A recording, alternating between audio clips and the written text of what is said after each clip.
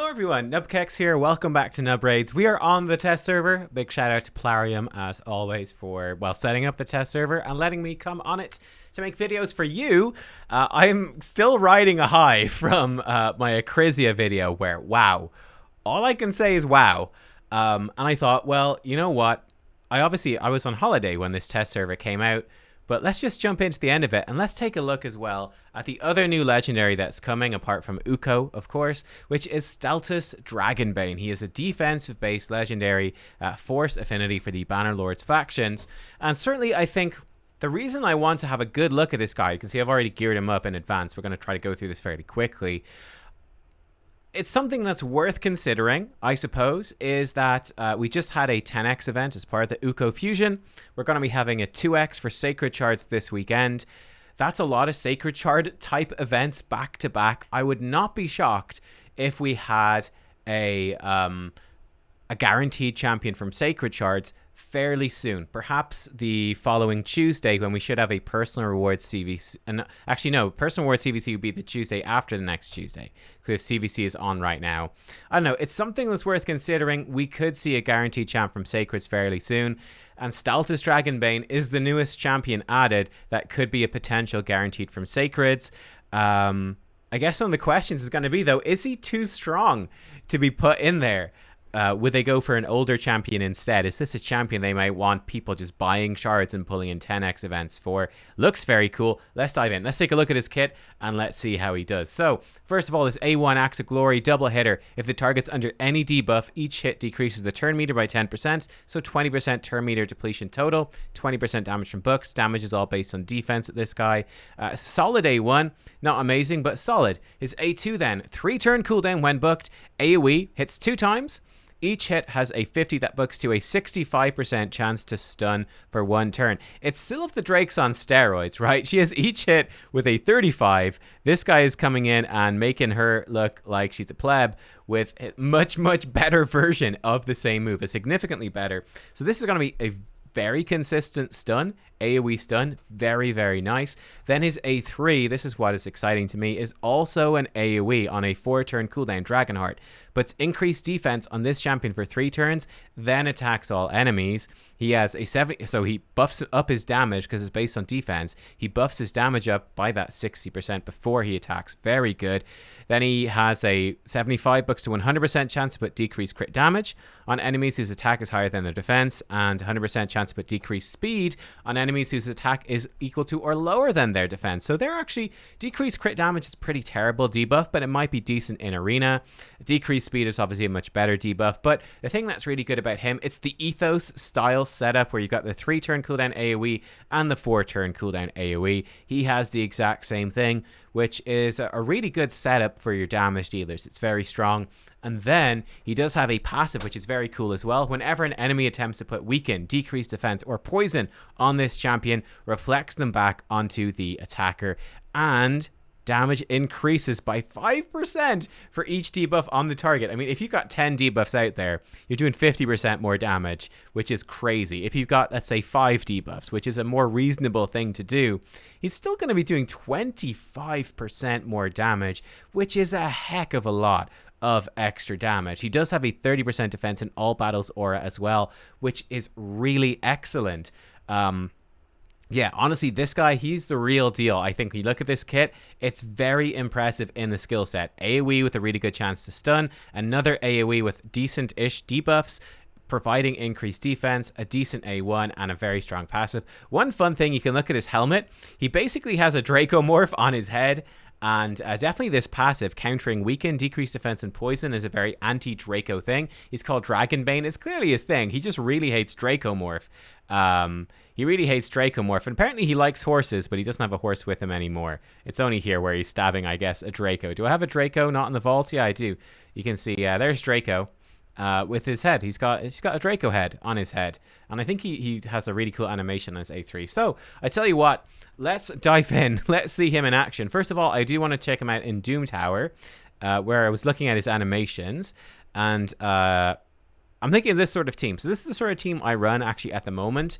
Obviously, this is a very late game. team with Romantu. We got a Chris, Lydia, you know, Brogni. We got some real good champs in there. What I've actually been running in here in this place is actually Deliana for just some consistent AoE damage, and she brings in block buffs, which is awesome. But I think that Dragonbane, Staltus here, is going to be perfect. He gives the defense aura. That's great. And he's going to bring some nice crowd control as well. I have gone into the AI, and I have told him to just prioritize his A2 as the #1 thing. We're going to get increased... Well, we're not going to get increased defense from anywhere else, but I think this is going to be fine just to prioritize the crowd control. Yeah, I don't know. Let's see how it goes, right? Let's see how it goes. The problem with using the 4-turn cooldown first is that you just get less AoEs in total. So we come in, we land this stuff. Let's take it off auto for a second. Oh, I also have him with some counter. I need to show you how I built him. I totally forgot. Let's provoke these guys just for safety. Shield up. Now, we don't have increased defense on him right now, so he's not going to hit as hard as he possibly can, but we do have a good selection of debuffs out there on these enemies. In fact, let's crank that up even more. Broadmaw has the I clicked the wrong person, okay, so wrong thing, but here we go. 1 time speed. We'll go in with Drake Hunter Tactics. Again, this is floor 111 of Doom Tower Hard. He's going to come in. Bang, bang. It's a good, chunky AoE hit. That is really not too bad. Very nice. And also as well, it's providing stuns for us as well, which is really solid. I'll show you how I geared him up after this run. I just want to go through here. Here he goes in with the A2. I didn't show it properly, but man, that move smacked. We'll try get it here as we go through again. Maybe on the next wave. We'll just slip it off auto when we come back to his turn when it's about to be his chance.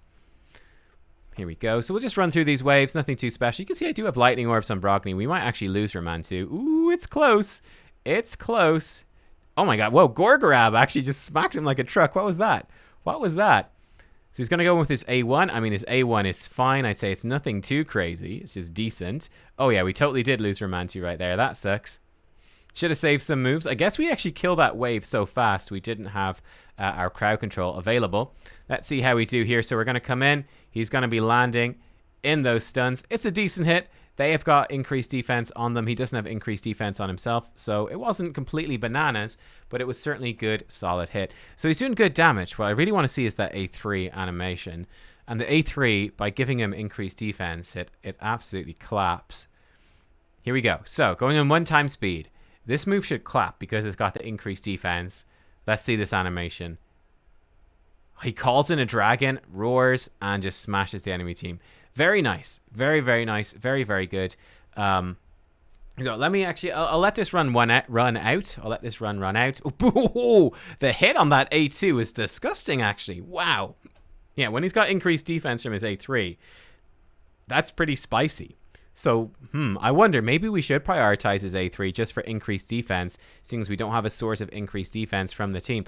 The other thing with him, he's a defense-based champ, by the way, so he's hella tanky. Like, he is not going to die anytime soon. He is taking some punishment.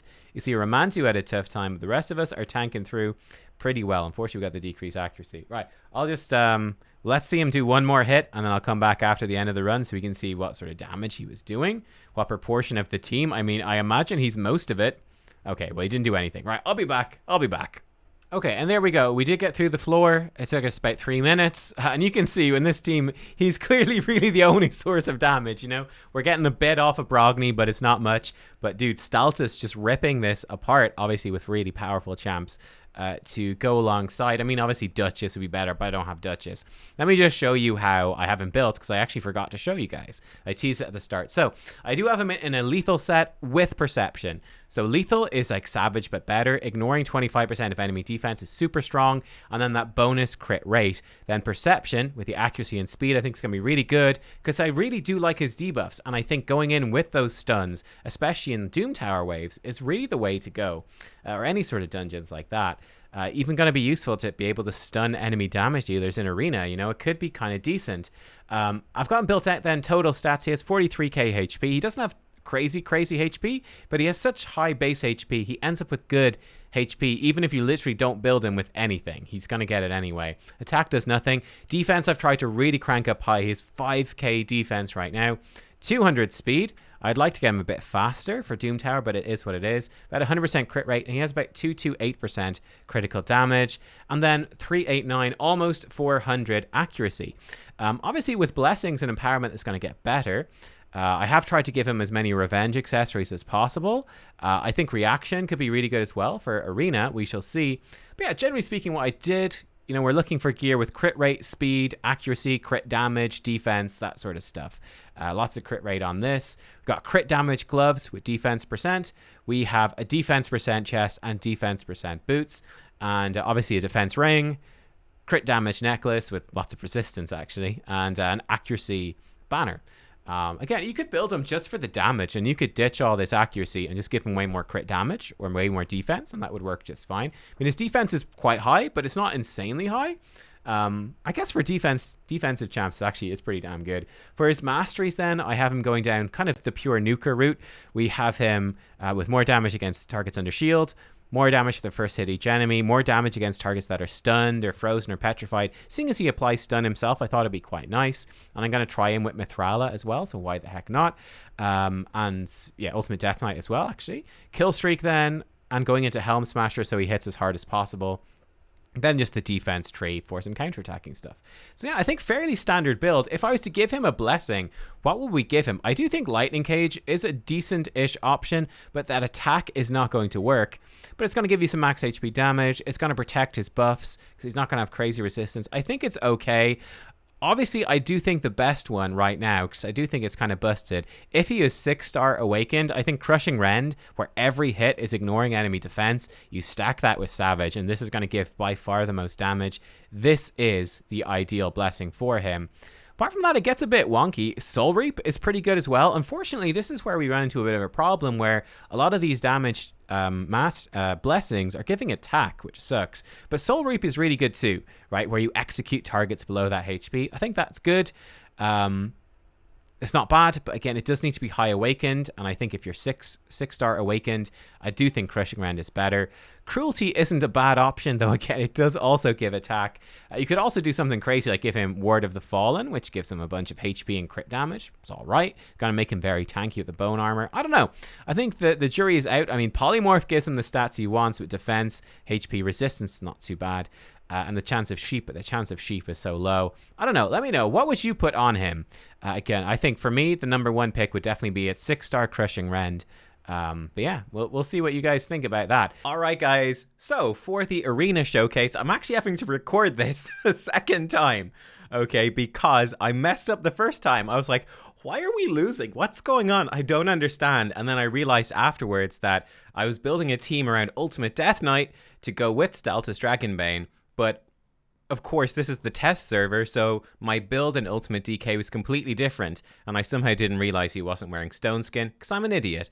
So that's what happened there. Let's actually try this out first of all. This is actually pretty much the team that I use. I was also testing out some burn... Oh, actually, we need to change one thing. I was testing out some burn stuff. This does not work. The burn blessing has to be on the burner. But the team I actually use normally, guys, is this one. Obviously, my Brogni is not ascended on live servers either, or awakened. He's only on the test servers. But yeah, as you can see, this is the team I normally use, which is very similar to this. Actually, his version of the team is better because he's got Duchess, and Duchess obviously provides Veil for Canderfon, the revive, her passive, all the rest. So she's better than Brogni in this sense. It's a very, very powerful team, difficult to deal with. We're going to try to hit through it, I think, with this speed version of the team. So we're going to go in, we're going to have Claude give us increased speed, but most importantly, give us increased accuracy. Hopefully with that increased accuracy, we can sleep this team. The awkward thing is going to be actually landing debuffs on these two champions, on Canderfon in particular. But even if we don't manage to sleep Canderfon with Kymar, hopefully Madame Ceres can lower his attack, and then because Staltus is so tanky, he will tank through. That's the theory. We'll see if it actually works. You can see I was trying out stacking all sorts of weird blessings, and none of it really made sense. So let's switch over Madame Ceres to a different blessing, change her out of that. Although, I mean, the bonus accuracy is pretty good. She's not going to need it, though. Commanding Presence might be pretty good. Strengthen our aura. Let's go with that one. Give her some health and resistance. That's going to be fine. Boosting up our speed aura, make it faster, and make it stronger. So let's go. Let's see what we can do. And we've got a couple of different teams that we can put together here to see how it works. So here we go. Claude is going to give us speed and accuracy. We're going to attempt to sleep the enemy team. Ooh, Canderfon is going to smack us. Unfortunately, we didn't strip his buffs, but we have managed to put Duchess to sleep and, most importantly, Mithrala to sleep. We can try to decrease defense and attack. We missed the strip there. That's just Stone Skin being Stone Skin. But luckily, we did get the decreased attack on Canderfon. This is kind of awkward because Duchess is actually asleep right now. So it's pretty awkward. I think what we're going to try to do, let's open up with the Drake Hunter tactic, shall we? We don't have increased defense on, so sort of this it's the option, right? Is do we go for the stun, which could be good? We've got increased accuracy after all, or do we just go for the highest possible hit? I tell you what, let's go for the highest possible hit. Let's go for the stun. They haven't taken turns. They could have reaction. Let's see how he goes with the stun. A couple of hits there. We did get the reaction proc. We have stun Canderfon, so at least he'll miss his turn. So that's somewhat useful. We can put a shield onto us. We can reset our stuff. We can strip them again. Rats off, two goes off. So we are feared, which is annoying. We can boost up our speed again. And this time we'll go in for the big hit. Ah, we got feared and we missed it. Damn it. That is quite annoying. Okay, so Canderfon is going to have a go at us. Let's see what happens here. We'll attempt to strip some buffs and fear some of them. We get a bit of it. Shield up here. Canderfon comes in and smacks. Not the hardest hitting Canderfon, I have to say. Not the hardest hitting Canderfon. Here we go. Let's go in for the big hit. Dragonheart. Here we are. Bam. Not a bad hit. Not the best hit. Not a bad hit. We'll attempt to strip some of their buffs. There we go. Let's actually get rid of Canderfon at this point. Oh, of course, target change to Ultimate Death Knight. I forgot that's a thing. In which case, you know, we can try to hit him. Ultimate Death Knight takes it. The jerk. We're going to try an Ultimate Death Knight team as well. Okay, we can give ourselves more accuracy. Just a 1 right here. And now we go in with the stun. Boom, big hits. That's a big hit right there. That's a very big hit. Let's see if we can fear Ultimate DK. Doesn't happen. Shield back up. And I think we're pretty much good. We're just going to target Duchess, make sure that she goes down. Hopefully we can take her down. Got an A1. We go with the A1 from Staltus. It hits hard. Not hard enough. Ooh, she does get the revive off. Not too worried now because, yeah, Duchess has her thing going in. Staltus goes in and smacks him down with the double hits. Fantastic. Duchess is going to go down any minute now. Never mind. She's got swift parry. Any minute now. She's going to go down. We're going to get the win. But there you go. You got to see Staltus in action. Really tanking through. He is hitting hard. The stuns are pretty good. Again, with this team, we haven't built with high accuracy. And we have that increased accuracy from Claude. So that's team concept number 1. Bam, bam. Lovely. Team concept number 1. As you can see, all the damage coming from Staltus. Obviously, this is... well, I guess it's not, in a sense, super pay to win. The Chimar is obviously something that's very difficult to get. But these are 2 rares. Although, again, I only just got Madame Ceres myself after 2 years of playing. Staltus, if he happens to be guaranteed, well, you'll have him if you're watching the showcase, I suppose. Right, let's try out a different sort of team. So that was that sort of team. Going in with strips, lots of buff strips, buffing the accuracy, that sort of thing. Team number 2 I'm going to try is a sort of tanky team with Ultimate Death Knight. So with this team, it's a different concept. We're going to have a Stone Skin Mithrala who can cleanse us and shield us and strengthen us. Harvest Jack is in a bolster set, and he's going to come in and hopefully strip some of their buffs off with his passive. Ultimate Death Knight in Stone Skin, hopefully protecting us with his passive. And then Staltus, I will have him open up with his... Actually, we might play it on manual, actually. But yeah, I think we do have him open up with his Dragonheart here. And we'll see how it goes. Again, I do think with this sort of... with this team, we get the accuracy aura from Mithrala. So we're going to have, you know, about... we're going to have about 470 or so accuracy, which is good. But not enough to hit through a lot of the top teams. So that's just something to consider. Hopefully it will work here. With the stun, but you could absolutely build him in this sort of team as just a sort of a pure tank. Okay, so Chimar actually did his reset first. That's kind of annoying.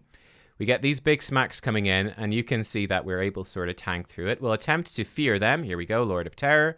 I actually don't think I booked Harvest Jack. I should have done that for the showcase. I totally forgot. Right, let's go in with our attack here. Increase defense. This is the big smack. It should hit them pretty damn hard. We can potentially decrease crit damage on Leorius, which would be kind of nice. Here we go. Bam. Big hit. Hits hard. Increased defense on himself. Not too bad, actually. Not too bad. We'll come in. We'll try land the fear now with Ultimate Death Knight. We do get our buffs stripped. Our stuff put on cooldown. Mithrala resists because Mithrala is Mithrala. He goes in for the hits. And again, even there, we have him really debuffed with this team right there. But yeah, as you can see, that Leorius simply could not hit through us. with all those passives going on. So this is again a pretty nifty sort of team. I think he does fit well into this style team. It's really not bad.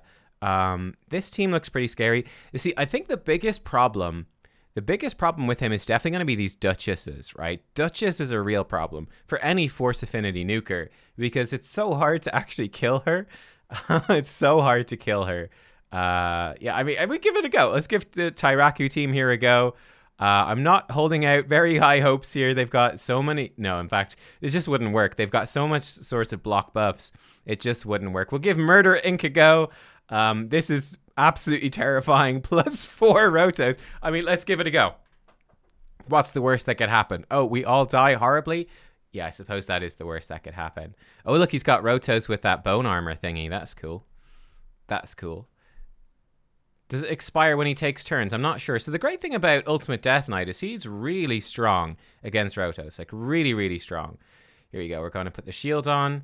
Unfortunately, he did this move. I wasn't paying attention. I was looking at Rotos. He did his move after that. So poor old Staltus here is locked out of his moves, which is not good. And I also forgot to book him. Let's actually see if we can steal some of these buffs off Arbiter.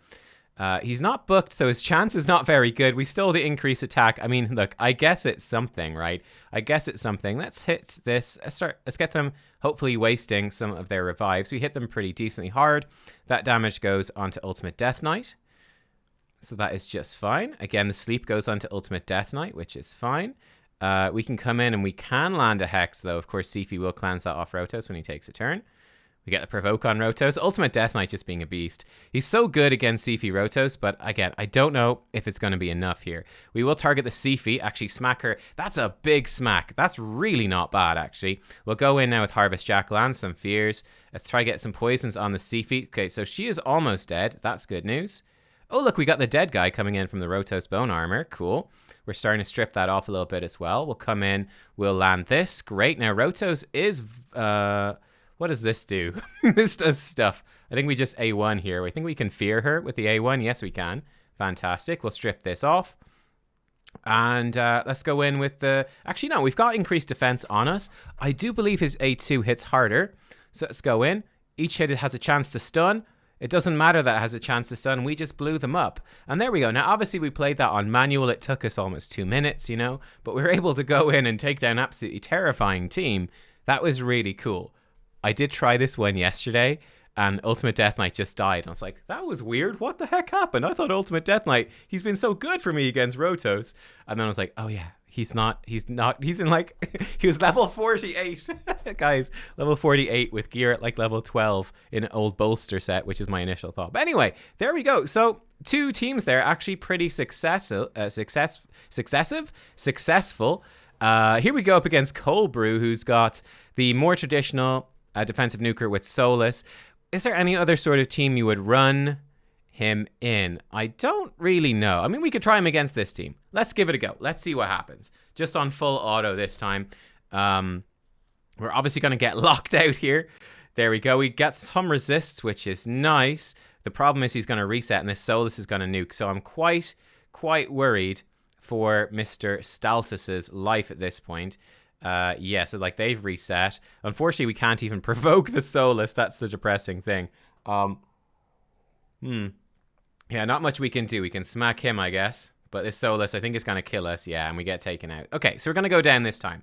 Not able to survive there. So I do think running Staltus in these teams, I think it depends on the sort of team that you are running him in. So in that first team where it was a very control-based team with Kaimar and Madame and increased accuracy, I do think that this build works very well there, which is going in with high accuracy, but still good damage, but high accuracy, where that stun actually ends up being quite useful, and you're landing the stun quite a bit. Now, I think a better build, for example, in that second team, where he doesn't really need any accuracy in that second team, he just needs to hit stuff hard and not die.